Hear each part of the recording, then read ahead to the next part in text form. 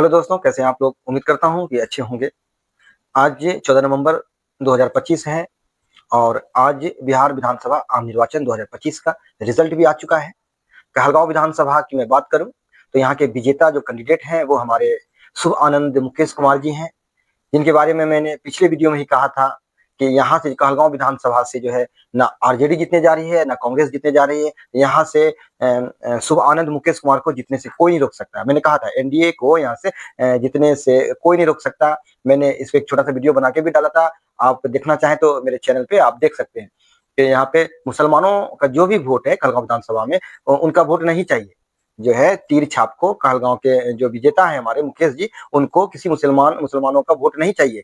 नहीं भी दीजिएगा आप तो उनको जीतने से कोई नहीं रोक सकता। मैंने ये पिछले वीडियो में मैंने कहा था। यहाँ पे जो हवा बना हुआ है कि आरजेडी और कांग्रेस यहाँ से जीतने जा रही है, तो मैंने पिछले वीडियो में कह दिया था यहाँ से कोई जीतने नहीं जा रही है। तो खैर मैं सबसे पहले जो है मैं इस वीडियो पे आज जो विधानसभा का जो भी परिणाम आया है मैं उस परिणाम जो चर्चा करूँ उससे पहले मैं यहाँ हमारे जो विजेता कैंडिडेट शुभ आनंद मुकेश कुमार जी हैं, मैं उनको शुभकामनाएं देना चाहता हूँ कि आपको बहुत बहुत बधाई हो, मुबारक हो, कांग्रेचुलेशन।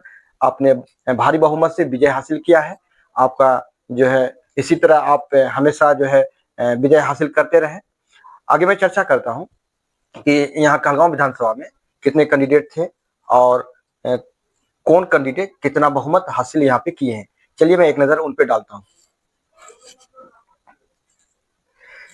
तो विधानसभा निर्वाचन क्षेत्रों के आम चुनाव 2025 का जो परिणाम है, तो विधानसभा क्षेत्र का जो कहलगांव विधानसभा है, मैं उसका जो परिणाम है मैं उस पर नजर डालता हूँ कि इसमें जो है राउंड वाइज इसमें टोटल 31 राउंड में इनका जो काउंटिंग हुआ है और इस काउंटिंग में जो हमारे शुभानंद मुकेश जी जो विजेता है यहाँ, जो कि जनता दल से यहाँ पे वो फाइट कर रहे थे, तो उन्होंने यहाँ पे 1,30,767 वोट हासिल कहलगांव विधानसभा उन्होंने किया है 2025 में।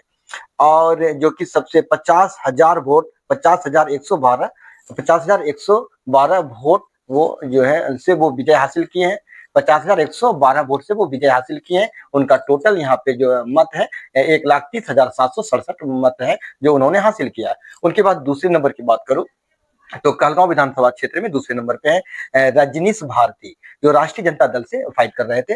रजनीश भारती जी ने यहाँ कहलगांव विधानसभा में 80,655 वोट उन्होंने हासिल किए हैं और जो कि 50,112 मत से वो हार गए हैं यहाँ पे। तीसरे नंबर पे यहाँ पे पवन कुमार यादव रहे हैं जो निर्दलीय थे। उन्होंने यहाँ पे टोटल 10,244 बहुमत हासिल किए हैं, जो कि 1,20,523 बहुमत से वो हार चुके हैं यहाँ पे। और मैं चौथे की बात करूं तो वो है परवीन सिंह, इंडियन नेशनल कांग्रेस से जो यहाँ फाइट कर रहे थे। उन्होंने टोटल कहलगांव विधानसभा क्षेत्र में 10,083 बहुमत हासिल किए हैं, जो कि 1,20,684 बहुमत से वो हार गए हैं। और मैं उनके बाद यदि बात करूं तो 3,385 बहुमत हासिल किए हैं रामचंद्र मंडल, जो कि निर्दलीय पार्टी से फाइट कर रहे थे, निर्दलीय से फाइट कर रहे थे। रामचंद्र मंडल निर्दलीय से 3,385 बहुमत वो हासिल किए हैं, जो कि यहाँ वो अगर मैं नंबर की बात करूं तो 5वें नंबर पे है। और मैं छठे नंबर की बात करूं तो कहलगांव विधानसभा क्षेत्र में छठे नंबर पे मंजर आलम रहे, जो कि यहाँ वो 3,348 बहुमत हासिल किए हैं। तो ये जो मंजर आलम 1,27,419 बहुमत से वो पीछे रह गए। और मैं उन मंजर आलम के बाद अगर यदि बात करूं तो ये मंजर आलम आपके जो हो गए 1 2 3 4 5 6 7वें नंबर पे, छठे नंबर पे मंजर आलम है और 7वें नंबर पे आपकी रूपम देवी है। तो रूपम देवी जो है टोटल 3,040 बहुमत हासिल की हैं, जो कि 1,27,727 बहुमत से वो पीछे रह गई है। और उनके बाद में अगर बात करूं तो संजू कुमारी हैं जो निर्दलीय से लड़ रही थी। उनका टोटल जो बहुमत हासिल किए वो तो 1,640 बहुमत है उनका, जो कि 1,29,127 मत से वो पीछे रह गए।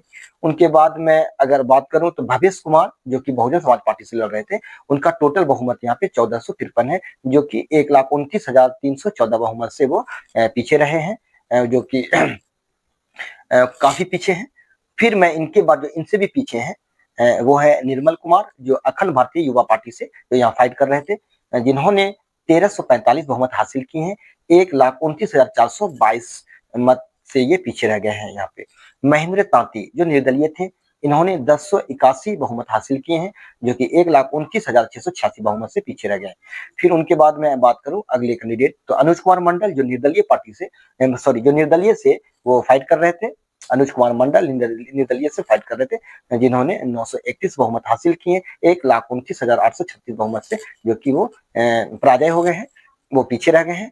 और ओम प्रकाश मंडल जो निर्दलीय से फाइट कर रहे थे, जिन्होंने सबसे कम बहुमत कहलगांव विधानसभा में हासिल किए हैं, जिनका कुल बहुमत 762 है, और ये जो है 1,30,005 बहुमत से पीछे रहे हैं। और अगर बात करें जो कि जिसको हम लोग नोटा कहते हैं, तो नोटा पे 3249 मत पड़े हैं। आपने रिजल्ट देख लिया कहलगांव विधानसभा 2025 का, क्या रिजल्ट किस तरह से रहा? ये रिजल्ट के बारे में मैंने पहले ही बता दिया था कि जो है कहलगांव विधानसभा क्षेत्र में ये शुभ आनंद मुकेश जी को विजय होने से कोई नहीं रोक सकता। और जो ये झूठ मूठ का हवा बना हुआ था, यहाँ से आरजेडी और कांग्रेस निकलने वाली है, तो मैंने एक वीडियो बनाया है और उस वीडियो में मैंने कहा है कि यहाँ से सिर्फ और सिर्फ एनडीए शुभ आनंद मुकेश जी विजय हो रहे हैं। और यहाँ पे जो है कांग्रेस और आरजेडी जो जिनका हवा बना हुआ था, वो यहाँ से विजय होने नहीं जा रहे हैं। मैं यहाँ से जो है आरजेडी और कांग्रेस जीतने नहीं जा रही। और मैंने एक खास बात कहा था ये कि जेडीयू को जो है मुकेश क्या कहते हैं शुभानंद मुकेश जी को मुसलमानों के वोट का जरूरत नहीं है, वो जीतने जा रही है। आप लोग बेवजह का जो है कांग्रेस और आरजेडी कर रहे हैं, ये जीतने यहाँ नहीं जा रही। मैंने कहा था मेरे बातों, और मैं तो कहलगांव विधानसभा क्षेत्र की बात किया। और आप देखें कि भागलपुर डिस्ट्रिक्ट में जो 7 विधानसभा क्षेत्र है, सभी 7 विधानसभा क्षेत्र से कौन एनडीए निकली। मैं तो सिर्फ कहलगांव विधानसभा की दावा कर रहा था। हवाबाजी से कुछ नहीं होता है।